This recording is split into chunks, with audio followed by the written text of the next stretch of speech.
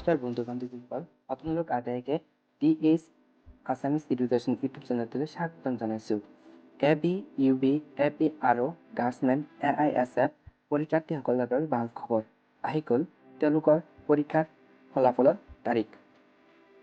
SLPRB অৰ্থাৎ state level recruitment বোৰ্ডে প্ৰকাশ কৰা তথ্য অনুসৰি অহাকালি প্ৰকাশ কৰা হ'ব ফলাফল।